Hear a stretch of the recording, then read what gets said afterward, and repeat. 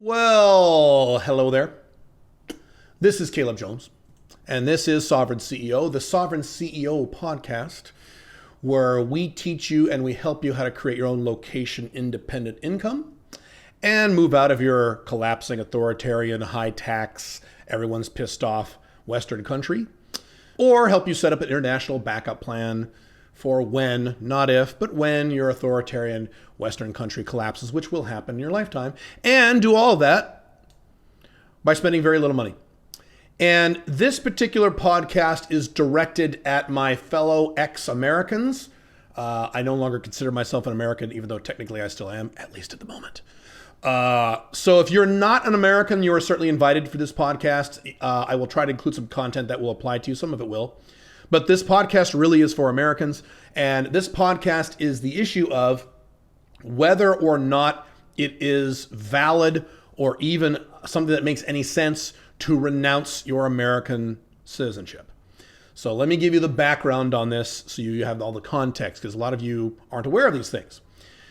The United States of America, the land of the free, is the only country in the entire world, besides Eritrea in Africa that nobody cares about, that taxes you and forces you to file a tax return plus many other forms, even if you move out of the United States and never return. So let me say that again. You can move out of the United States, never go there ever again. Literally, never set foot once in the United States ever again. And if you are an American citizen holding an American passport with an American birth certificate, blah, blah, blah, blah, you are required by American law to pay an accountant in America to file an American tax return and all other forms attached to a tax return and pay taxes to America under certain conditions. And if you don't, if you ever set foot in America, you will be arrested and thrown in jail because America is a free country.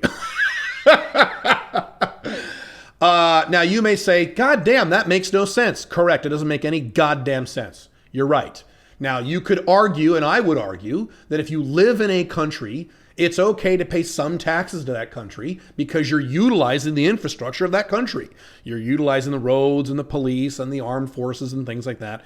But if you're not in that country and you never go to that country, why should you pay any fucking taxes to that country at all? No, thank you. It's fine. Yes, I'm a libertarian. And I think you should pay a low amount of taxes. I think 4% is fair to utilize the roads and the libraries and avail yourself of police protection, things like that. I'm not an anarchist. I don't think you should pay 0% taxes. Yes, I use roads, so I'm happy to pay 4, 5, 6%, 3% of my income to pay for the things that I use, like roads. Yes, that's perfectly fine. But you cannot make any argument that makes any sense that says you have to pay some country that because you were born there or because your parents were there or what have you, that now you have to pay that country for the rest of your life, even though you've never set foot in that country. And there are people all over the world who are American passport holders who haven't been there in 20 years, 15 years, 10 years, literally not even been there, not even been to that side of the world, not even been to the Western Hemisphere. And they still have to file tax returns and all kinds of horrible things. And when they forget to do it, they have all kinds of problems. So that's the issue with the renunciation of American citizenship. The only way to truly get out of all American taxes, especially if you're a high-income person, is to renounce your American citizenship. That's a process where you go down to the embassy and you have an exit interview and they charge you an exit tax. Of course, let's tax us more. Thanks, Americans.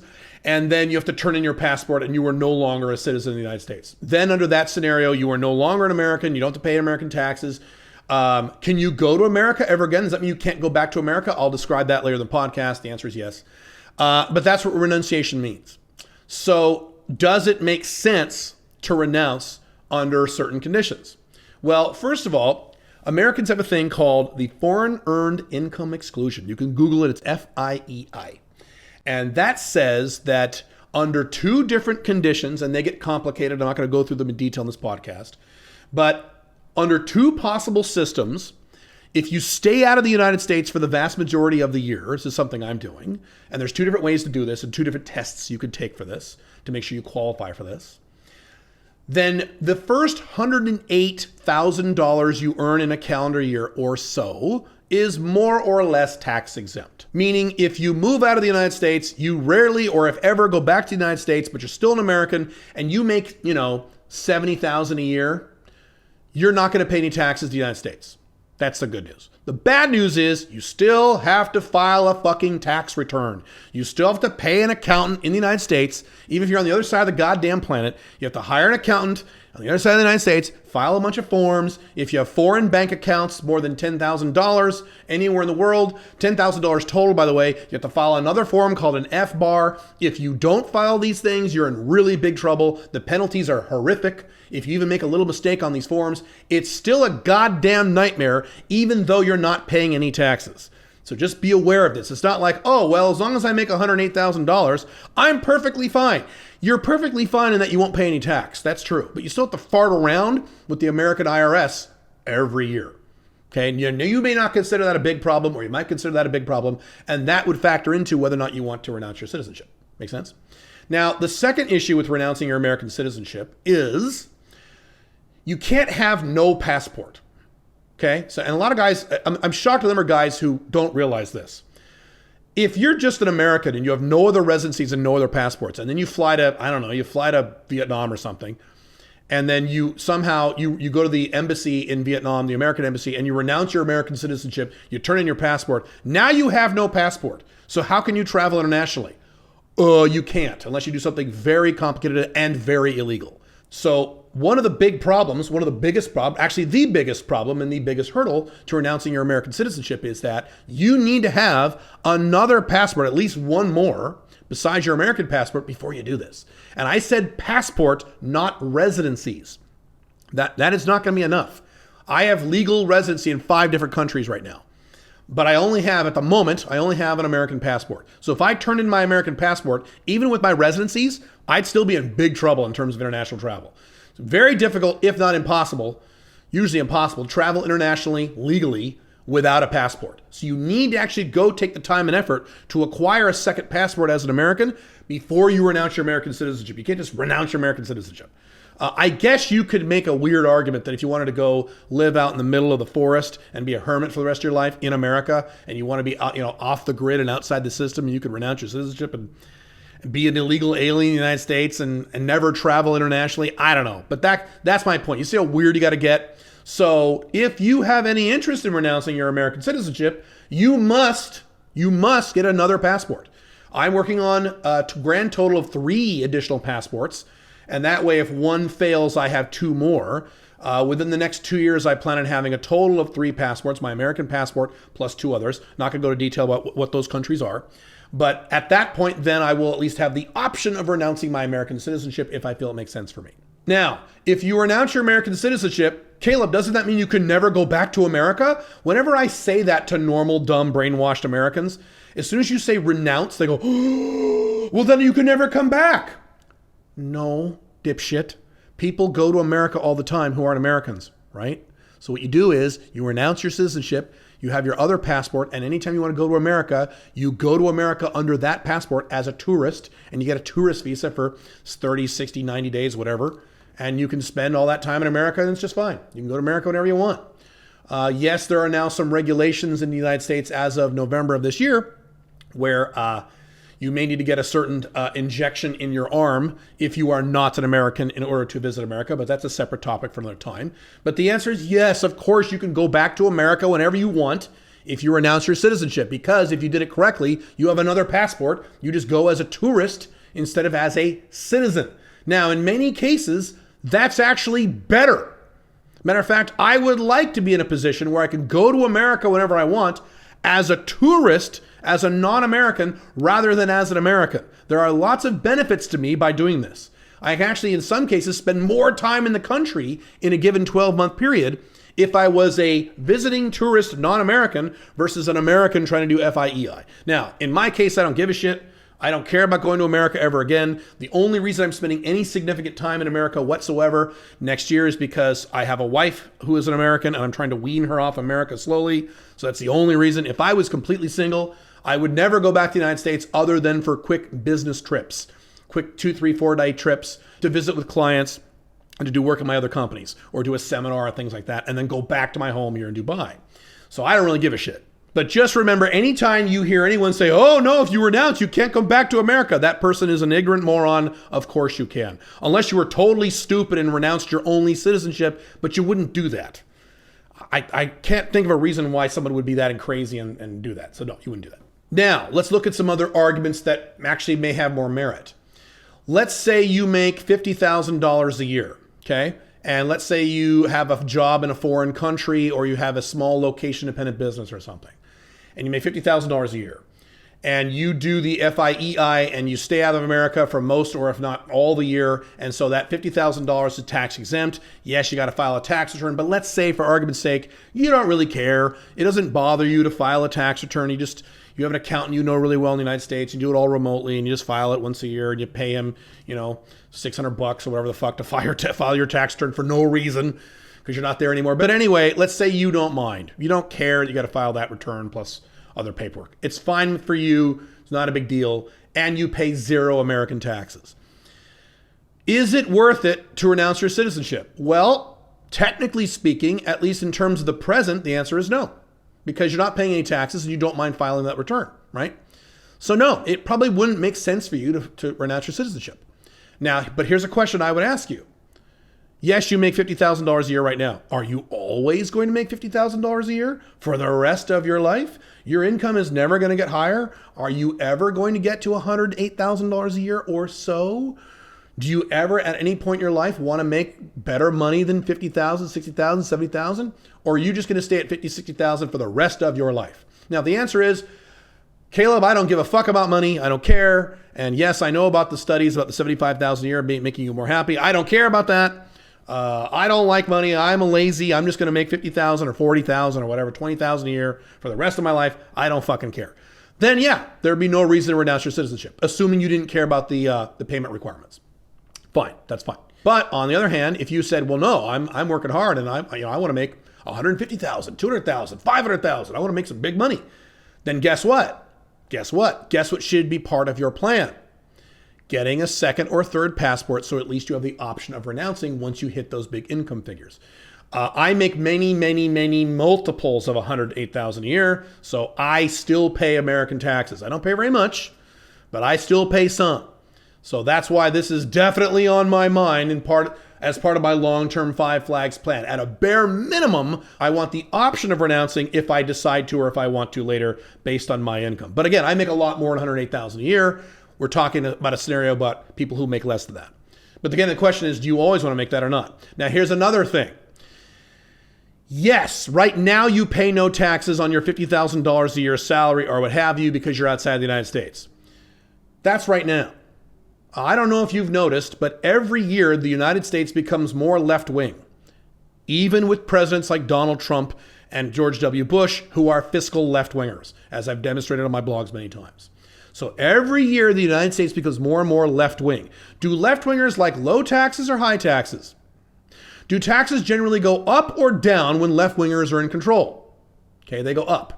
So at some point down the road, sooner or later, we don't know, what if that version of left-wing president down the road, if it's President Biden, if it's President Kamala Harris, if it's President Trump again, Trump is a fiscal left-winger, it doesn't matter, or some other person, President Bernie Sanders, pick your favorite horrible person and shove them in there. That future president enacts a law, or that future Congress enacts a law, where all these jerks, these evil Americans who live abroad and don't pay their fair share in taxes, we need to raise their taxes. So this $108,000 exclusion, gone. Now you pay.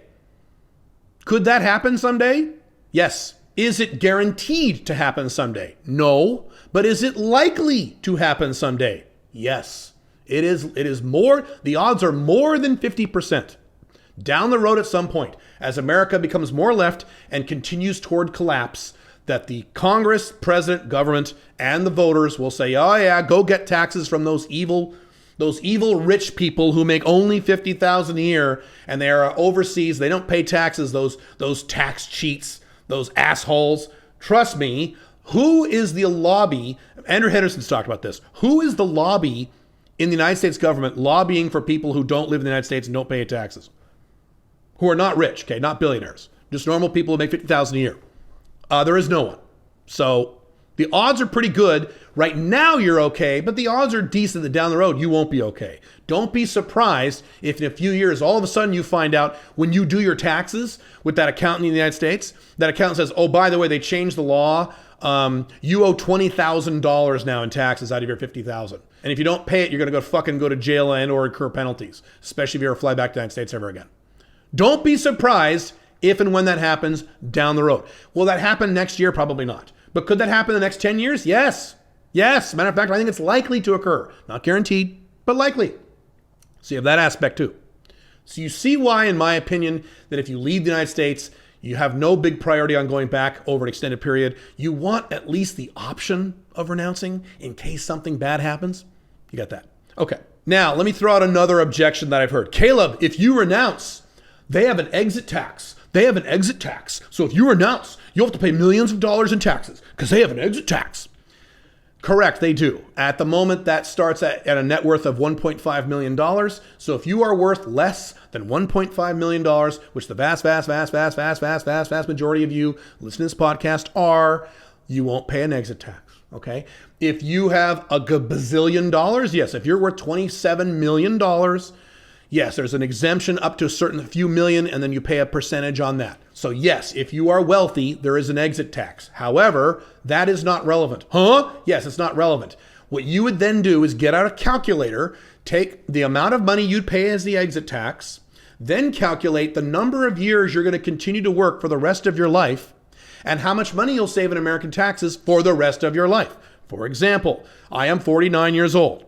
I will be working for the rest of my life as long as I can. Statistically speaking, I'm going to live well into my 90s, maybe even past that with new medical technology that hasn't been invented yet. And I'm never going to retire. So I'm going to be making money for at least the next 40 years, probably the next 50. I'm going to be making money for many, many, many more decades. How much money would I save if as of tomorrow morning, I never had to pay a single dollar of taxes to the United States government over the next 40 years? And you add that all up over the next 40 years, all that compounded tax savings. That's millions upon millions upon millions of dollars. So that exit tax, for it to be bad, would have to be more than all the money you'd save for the rest of your life. And if you're younger than me, you'll save even more money. So anytime you see any hysterics on the internet, because I've seen it, about, oh no, but if you renounce, you have an exit tax. Number one, that only applies to multi-millionaires. So if you're not a multi-millionaire, you're fine. You won't pay an exit tax. And if you are a multi-millionaire, likely the exit tax is something you want to pay. You will be happy to pay. Would you pay $2 million in an exit tax to save $20 million over the next 40, 50 years of your life? For example, of course you would. I would do it in a fucking heartbeat. So that's not a big deal. And I'll throw something else out there. What did I just say about America becoming more left? You think that exit tax over time is going to increase or decrease as America becomes more left and heads faster toward collapse where it really needs the money? The answer is it's probably going to go up. So if you want to renounce, you should probably do it sooner in your life rather than later in your life when that exit tax is even more expensive. Another aspect to renouncing your American citizenship is that I have heard, and it's probably true, that because of cerveza sickness, it is almost impossible right now to schedule appointments at American embassies to renounce. They've kind of paused the whole thing. There are certain embassies that will do it and certain embassies that won't. It gets a little complicated, and I'm sure this changes every month. So that is a factor there too. Will that be the way it is forever? No, that's kind of a temporary thing. But I understand that because I recently got something called Global Entry, which is a magical little system for Americans where whenever you fly into America from an international flight, instead of standing in that big line that takes 45 minutes through immigration and security and things like that, instead, it's amazing. It's awesome. You land, you walk up to a machine, you pull down your mask, you stare at it, it takes a picture of you, spits out a receipt, you walk right down a little hallway, show the guy, and you walk right through. And you bypass the entire line. It's awesome. The problem is you have to get fingerprinted, you have to do a criminal background check. There's a process, and it took me literally a year and a half to get this done because of cerveza sickness. Under normal conditions, it probably would have taken me 2 or 3 months, but it took me a year and a half. So yes, these bureaucratic functions of the United States government are really delayed right now. Some of my 5 flag stuff was delayed because apostilling documents at the federal level takes like 12 weeks now. So that is an issue right now. Will that be an issue forever? No. So if you hear anyone saying it's impossible to renounce, you can't renounce because they won't schedule the appointment, not exactly true. In many embassies, that is true temporarily now, but not forever. But I will throw this in here.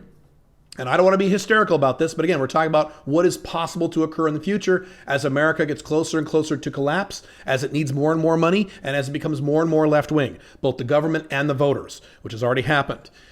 Is it possible that down the road, the government just says, you can't renounce? We're not going to let you renounce. We're putting a permanent moratorium on any renunciations from the United States. Yeah, that's possible.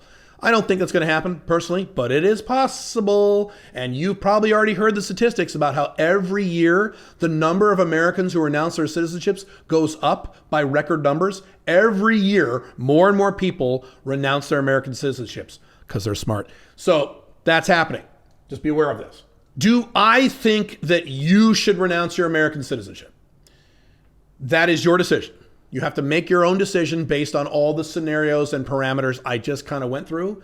I am never going to say to my audience, all you Americans need to move out of the country and renounce. Now, I have said, and I will say to you, you need to move out of the collapsing United States. Fuck yes.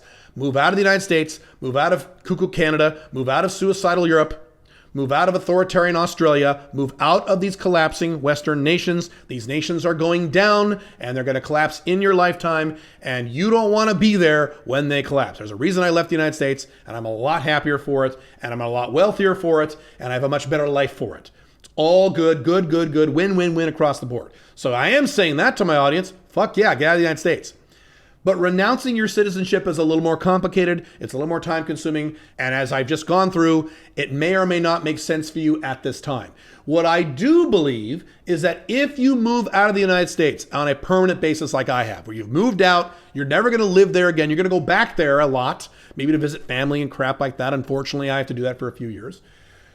But if you do that and you leave America, I strongly recommend you have at least the option of renouncing your citizenship. The option. And what does that mean? That means you have a second passport. So if you move out of the United States permanently, you know you're not going to want to go back in terms of living there. You can visit, but you don't want to live there ever again. That's me. You need to work on getting a second passport or a third passport or a fourth passport, whatever it is for you for your personal 5 flags plan.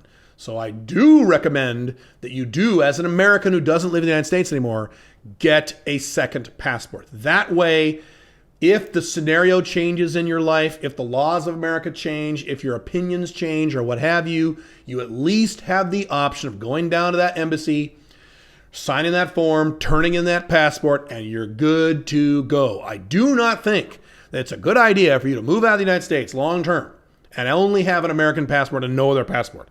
That is not smart when America is in a state of collapse that can't be stopped. That's not a good idea. One last thing. I will end on this. I recently, a few months ago, had a long conversation with someone who is I'm not going to say his name because I'm not sure if he agrees with all my opinions about lifestyle. But this is a very big name guy in the cryptocurrency space. If I said this person's name, a hell of a lot of you would know this person or have heard of this person. And this person, I can't give you too much hits about this person.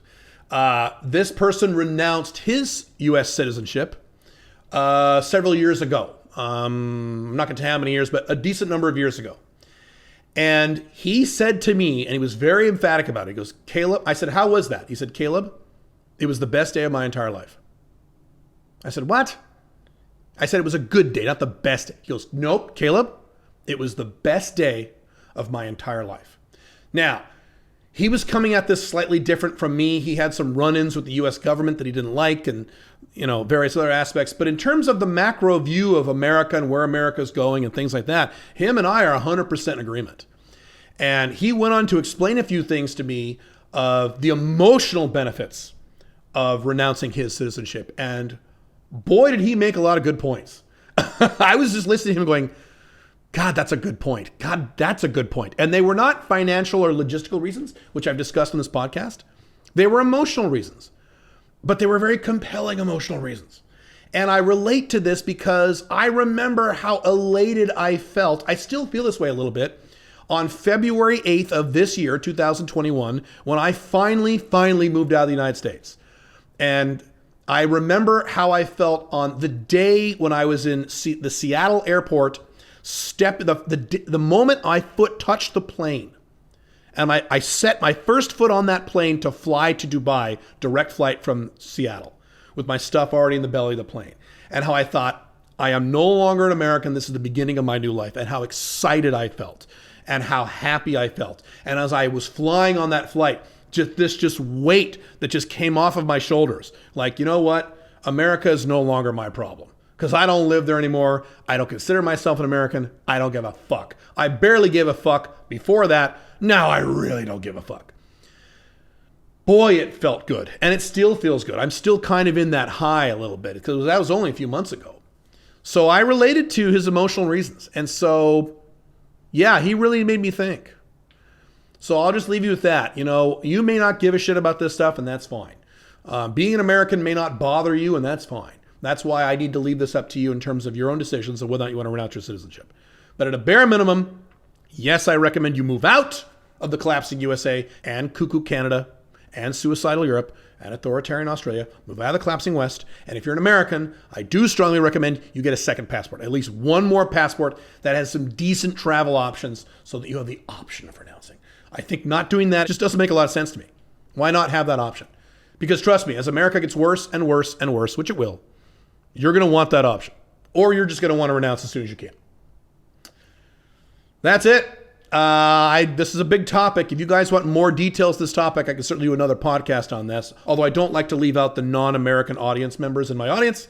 And if you're not an American, I apologize for this slight detour into a very American-centric topic. But this does have applications to some European countries, Australia to a degree. So if you're not an American, this is something you should at least look into, because there may be benefits for you as well. Really quick, I know some people here in Dubai from Germany who are discussing renouncing their German passports. They give me reasons for those. So America is not the only country where it might be a good idea to renounce that passport. Canada is another country that's going the completely wrong direction and is doing everything wrong, and is going to get much, much, much worse. So we could have a long dissertation about all the passports you should renounce. The bottom line is, as usual, we live in a state of civilizational collapse in the West. If you live in the West, you're living in a collapsing civilization. You need to live accordingly. You can't just live as if everything is just fine. Cool. All right. I'll see you guys later. Have fun. Bye.